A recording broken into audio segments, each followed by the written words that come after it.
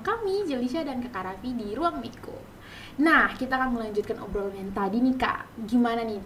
Pemirsa udah bertanya-tanya Kak, kok bisa membawa sepeda dari pulau ke pulau? Iya. Boleh di-spill Kak? Tapi ini fun fact nih, Oke. Alicia. Jadi sepeda ini sebetulnya aku juga nggak ngerti. Kok bisa Kak? Nggak ngerti apa maksudnya cara mompaknya. Bukan cara mompa sih. Apa namanya, nambel ban, terus cara pindah-pindahin oper gigi gitu-gitu. Sama sekali nggak ngerti. Terus gimana Kak? Tapi karena udah tekad sih ya, udah yakin sama diri sendiri. Jadi pas nyampe Sulawesi pertama kali tuh sepedaan, yaitu kan kita menggunakan kapal laut. Menggunakan kapal laut dari Depok gitu. Jadi emang kita tujuannya tuh satu pulau.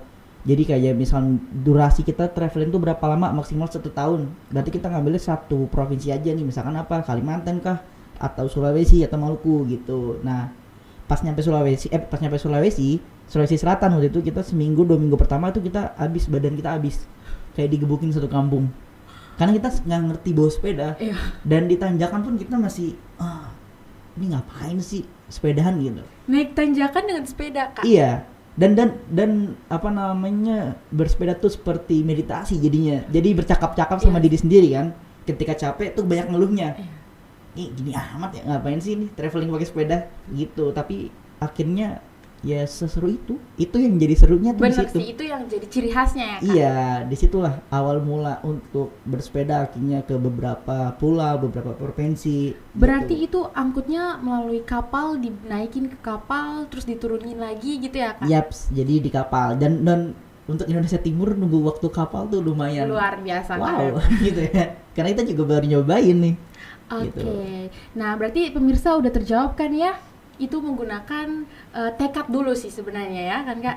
Nah Kak, ini di Maluku kan berpulau-pulau nih kan Kak? Iya. Dan Jelisha sendiri merasa memang beragam pulau-pulaunya. Kakak udah kunjungi pulau apa saja di Maluku Kak? Iya. Jadi dari pertama nyampe di Ambon, kita nggak tahu nggak kenal sama siapa tuh satu. Pertama yang kita lakukan adalah waktu itu ngopi. Kayak hal-hal klise ya, ngopi. Benar. Ngopi, akhirnya waktu itu banyak disamperin sama ABG-nya Ambon lah, dateng. Wih, kakak dari mana nih? Gitu lah, cerita. Akhirnya kita juga bercerita bahwa kita dari Depok, kita mau keliling Maluku dengan menggunakan sepeda dan yang lain. Mereka juga pada kaget kan. Akhirnya mereka juga ngasih kontak lah buat menghubungi teman-temannya yang di sini gitu. Jadi untuk kita pertama kali di Ambon itu, yang kita lakuin pertama adalah kayak mapping lah. Mapping jadi komunitas, gitu ya? ngecek. Jadi pertama kali kita habis dari Ambon itu, dan kita udah ngecek banyak waktu itu. Setelah kita udah beberapa hari di Ambon, akhirnya mulai muter tuh lewat Jazira lah itu, terus lewat Wakasihu. Itu muter Ambon yang kita kira wah ini kecil nih, palingan sehari 2 hari nyampe, ternyata lebih dari seminggu. Sepedaan tuh sampai ke Tulehu gitu. Terus dari situ masuklah Ternate, terus Tidore, Morotai, Maluku Utara lah. Habis itu masuklah ke arah bawah tuh, mau ke arah Mbede, tapi waktu itu kan lagi cuaca nggak ada bersahabat, jadi nyampenya ke Tual. Sampai ke apa namanya tuh, ada satu pulau lupa lagi namanya. Maluku Tenggara Kak? Seng. Ada satu pulau yang itu pembuatan embal. Embal. Iya, di satu pulau itu kita belajar bikin embal. Wah. Iya. Di mana ya Kak? Lupa lagi nama pulaunya tuh. Ada pulau kecil gitu. Jadi kita naik kapal tuh, kapal kecil 6 jam. 6 jam. Iya, lawan ombak tuh. Gitu. Itu nggak mual atau mabuk laut Kak? Iya, karena yang pemilik kapal bilang naik kapal aman, ya kita juga oke aman gitu. Ternyata di tengah laut badai gitu. Tapi Kak gini, awalnya kan belum tahu tentang Maluku kan Kak? Iya. Kok bisa memilih Maluku gitu Kak? Apa sih yang membuat Kakak tertarik dengan teman-teman? Mungkin buat teman-teman yang suka belajar tentang sejarah atau budaya gitu. Ya Maluku kan salah satu penghasil rempah ya. Bersejarah ya. Iya, bahkan kalau aku bisa bilang nih, ya Maluku tuh sangat berpengaruh lah. Kita lihat di peta tuh kecil, tapi itu berpengaruh untuk dunia gitu. Benar. Dan waktu itu kebetulan kan di Omah tuh kita di tempat aku tuh di Depok namanya Omah Jangan Diam Terus, itu yang ruang itu kita bikin bikin kayak resto gitu. Resto itu menceritakan tentang Nusantara, kuliner Nusantara. Jadi kita ingin belajar nih masakan, kita ingin belajar ke apa namanya basic dulu, rempah-rempahnya dan lain-lain, dan kita cari tahu ternyata rempah-rempah berasal dari Maluku tuh. Makanya kita pengen cari tahu apa bener, apa ini dibawa oleh siapa gitu kan, datang ke pulau ini. Ternyata itu salah satu hal yang kita pengen cari tahu.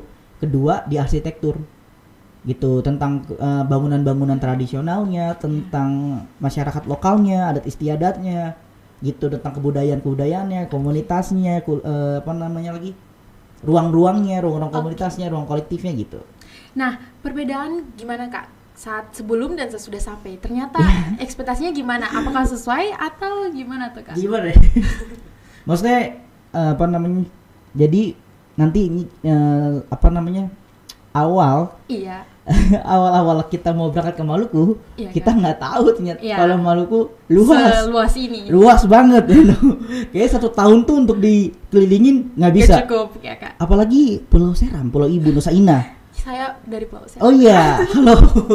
Apalagi Nusa Inah itu teman kita sepedahan. Itu banyak Kak, itu panjang. Kaki pecah-pecah itu. Ya Kak, luar biasa, makanya jadi saya berpikir luar gila sih itu Kak. Seram. Bisa-bisanya ke Maluku pakai sepeda.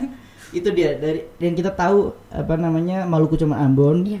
Ternyata banyak banget. Betul, ada Haruku, Saparua, ada Pulau Seram, ada Banda Neira, bahkan pulau-pulau paling kecil pun Buru, namanya gitu. Itu luas banget, dan nantinya itu akan kita bawa ke Jakarta, ke Depok. Jadi cerita untuk teman-teman yang nanti singgah ke tempat kita tuh yang di Omah itu gitu, karena rencananya kita mau bikin pameran.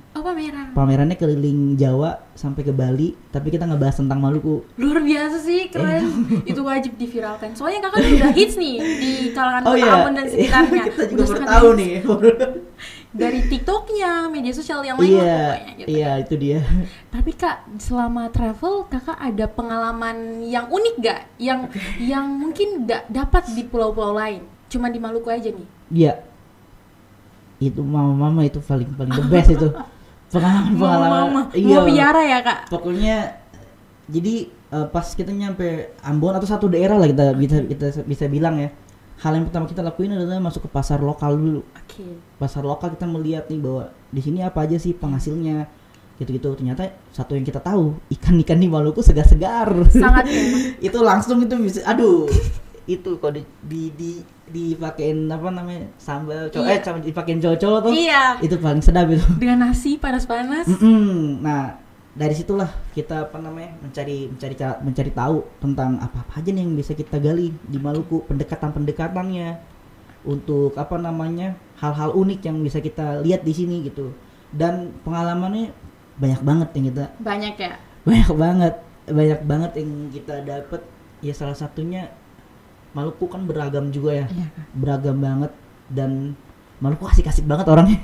SGSD tapi seru gitu ya Kak? Asik banget, jadi tuh apa namanya baik-baik lah.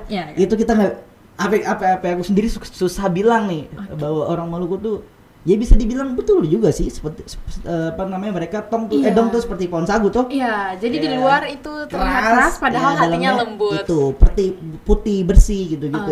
Salah satu itu pengalamannya. Dan kakak juga akan tuangkan dalam tulisan ya, writer ya? Iya, buku. Betul. Karena kakak sebagai travel writer. Tapi ini nih pemirsa bisa lihat ya, banyak ini buku dan hasilnya dari travelingnya. Tapi kakak tahan dulu nih.